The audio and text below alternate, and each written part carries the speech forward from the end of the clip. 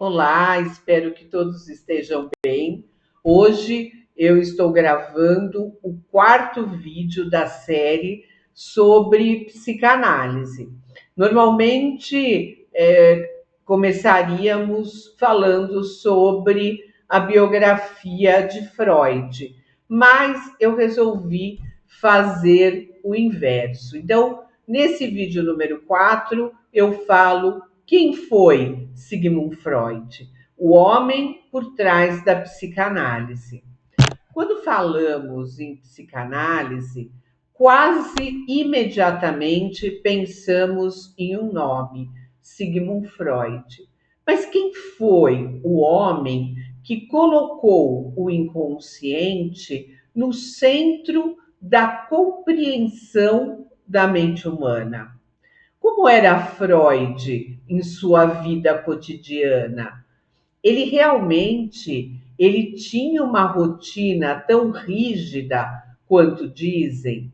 E como foi a vida de um homem que nasceu em uma Europa em profunda transformação e morreu no exílio depois de fugir da perseguição nazista?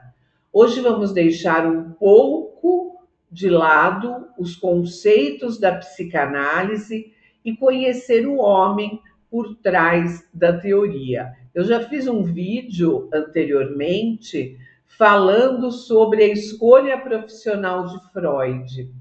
E nesse de hoje eu vou me ater mais ao homem como um todo. Quem foi Freud?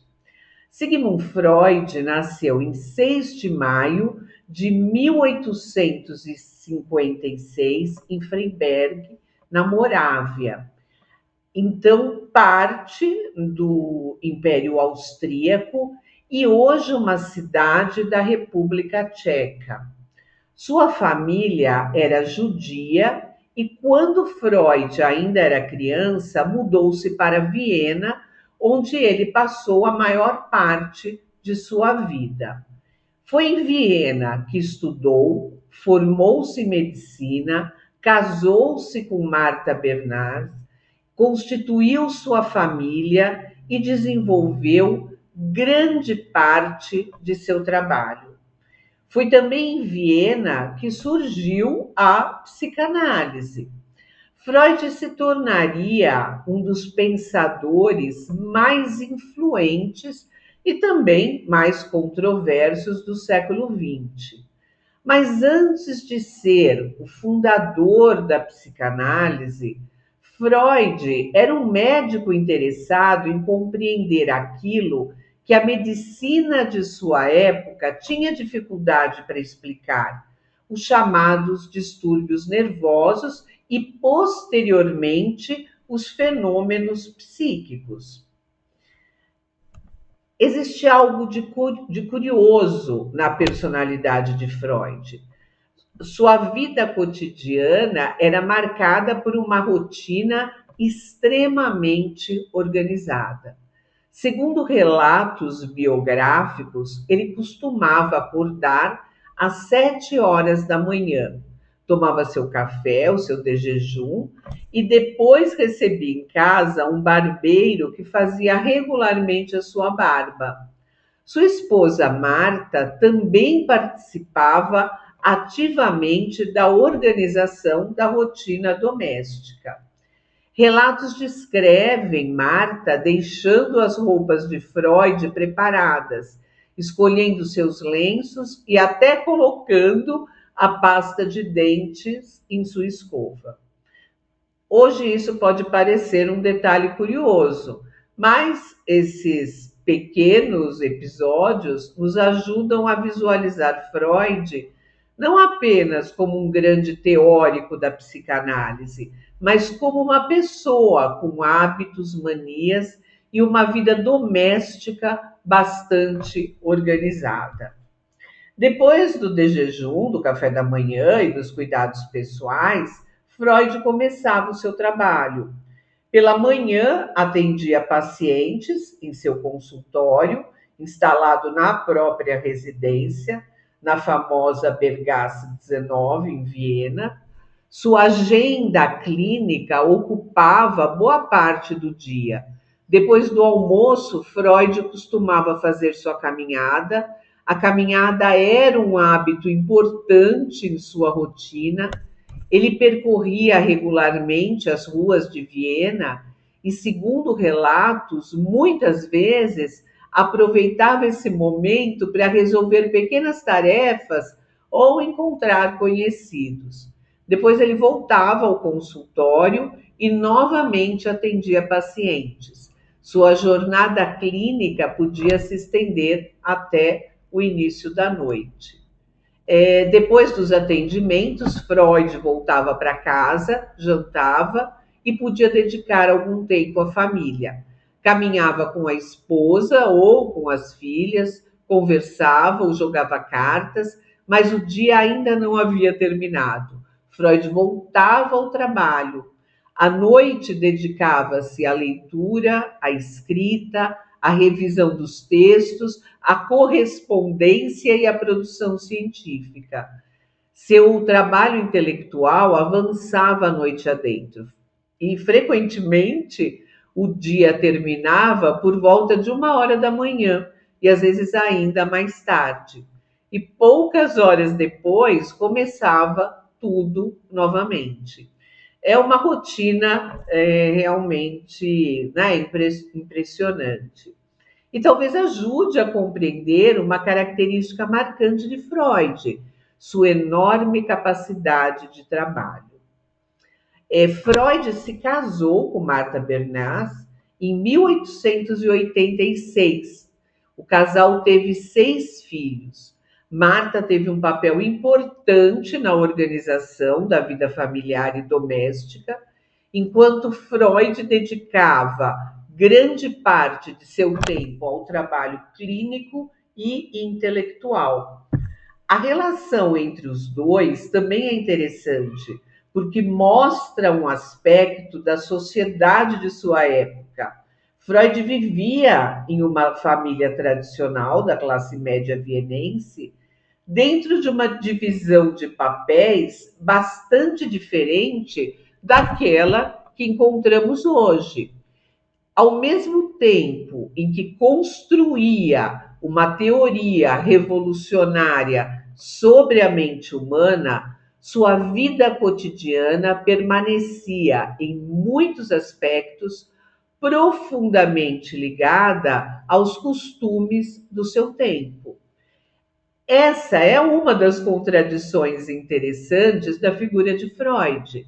O homem que revolucionou a compreensão da vida psíquica era, ao mesmo tempo, um homem do século XIX. É como eu falei, Freud nasceu em 1856, pouco mais de uma década depois, em 1867, a Constituição do Império Austro-Húngaro reconheceria a igualdade civil dos judeus. Freud cresceu, portanto, em uma Europa em transformação. Viveu o final do século XIX, atravessou a Primeira Guerra Mundial, acompanhou profundas mudanças sociais e culturais e chegou ao período de ascensão do nazismo.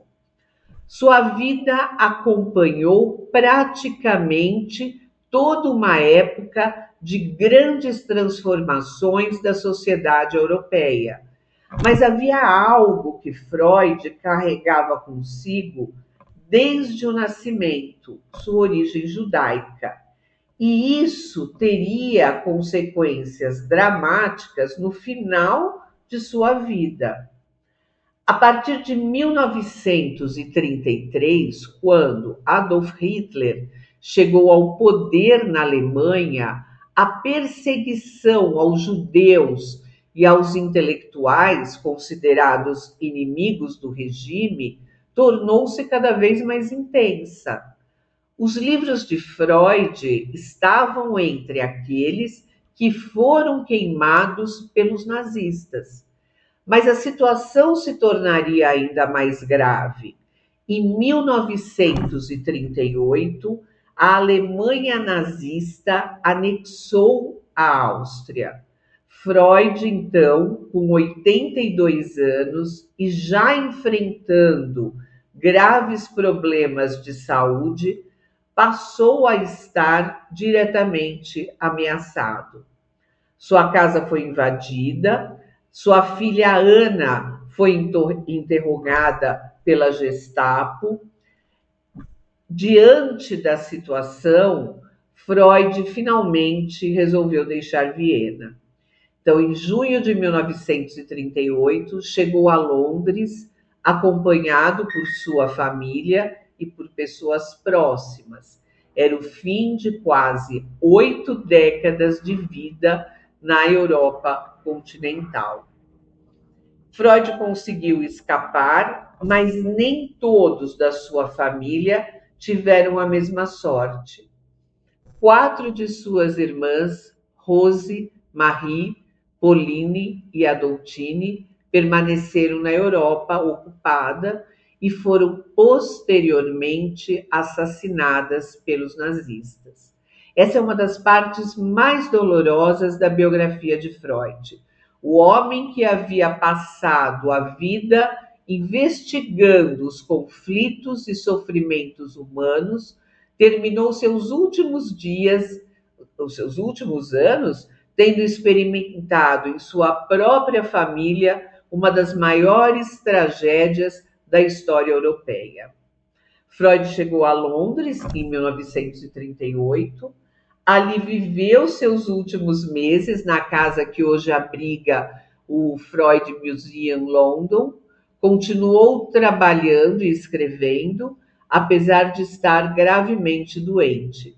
Freud sofria de um câncer na região da boca e da mandíbula, consequência de décadas de intenso consumo de charutos. Morreu em Londres em 23 de setembro de 1939, aos 83 anos. A Segunda Guerra Mundial havia começado poucas semanas antes. Freud, portanto, morreu no exílio, longe de Viena, cidade que havia sido sua casa durante a maior parte de sua vida. Talvez seja justamente isso que torne a biografia de Freud tão interessante. Ele foi um homem profundamente inserido em seu tempo, mas suas ideias ultrapassaram aquele período.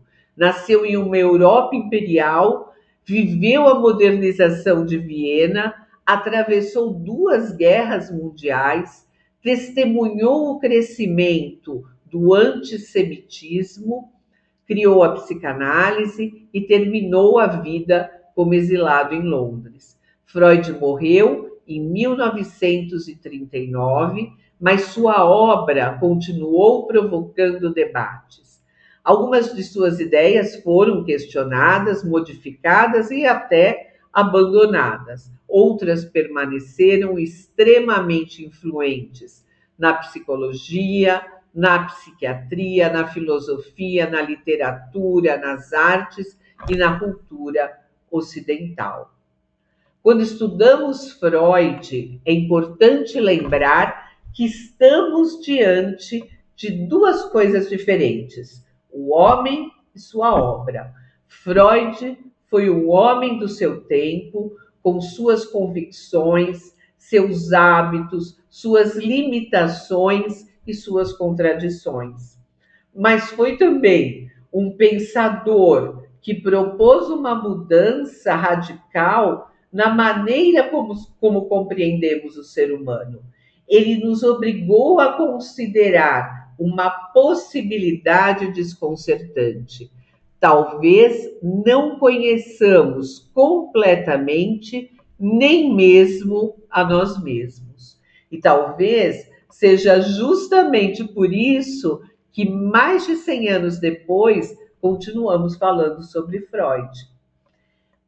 No próximo vídeo, que eu pretendo continuar, vamos voltar à teoria, né? E vamos entrar em outros temas, né, importantes da psicanálise. Eu espero que vocês tenham gostado e até o próximo vídeo.